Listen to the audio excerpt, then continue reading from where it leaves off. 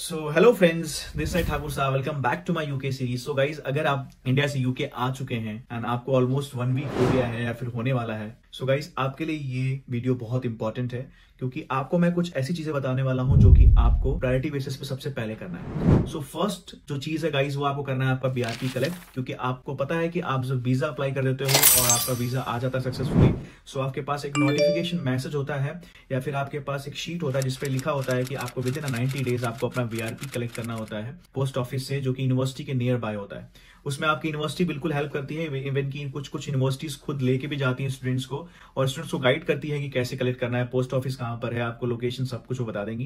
Even आपके visa का जो लेटर आता है उस पर भी लिखा होता है कि कहाँ पर वो पोस्ट ऑफिस का एड्रेस एंड ये सारी चीजें डिटेल उसमें होती है।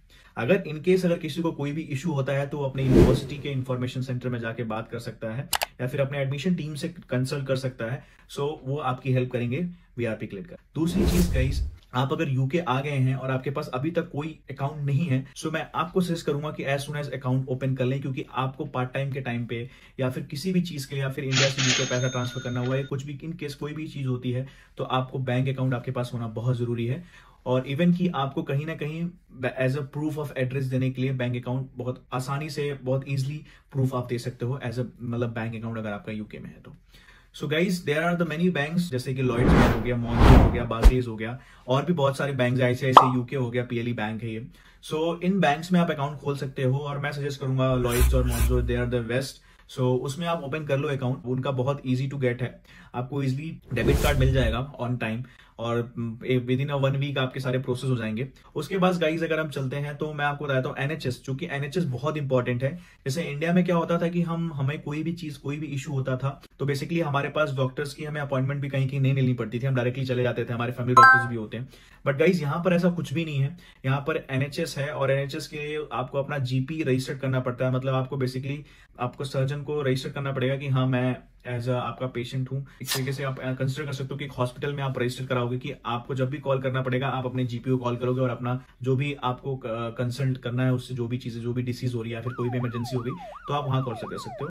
इनकेस यहाँ पर इमरजेंसी पे एनएचएस के नंबर्स है, जैसे 999 है, कुछ ऐसे नंबर्स हैं जिसको डायरेक्टली करके आप असिस्टेंट ले सकते हो in case of emergency. So guys, NHS में रजिस्टर करना बहुत कंपलसरी है, क्योंकि कोई भी अगर हेल्थ का आपके साथ मिस हैपनिंग हो जाती है, कुछ भी इनकेस आपकी तबियत बहुत ज्यादा खराब हो जाती है, सो आपका जीपी आपकी बहुत हेल्प करेगी उस टाइम पे। सो गाइज प्लीज रजिस्ट्रेशन कर लेना, क्योंकि और ये एनएचएस की वेबसाइट से होगा और ये इजीली हो जाता है, इसमें कोई इशू नहीं आता। अगर इनकेस किसी को कोई इशू आता है तो मुझे टेक्स्ट करके बता देगा और मैं इस पे आपको हेल्प कर दूंगा मैसेज में।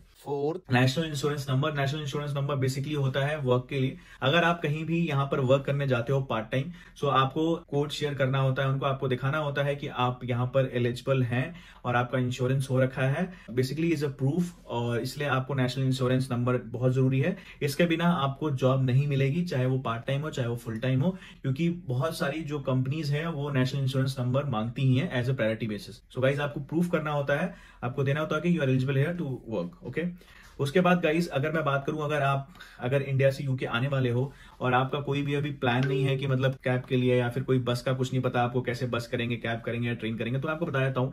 यहाँ पर फर्स्ट बस करके चलती है एक बस, उससे आप इजीली चेक कर सकते हो कि कौन सी बस किस रूट पे चल रही है।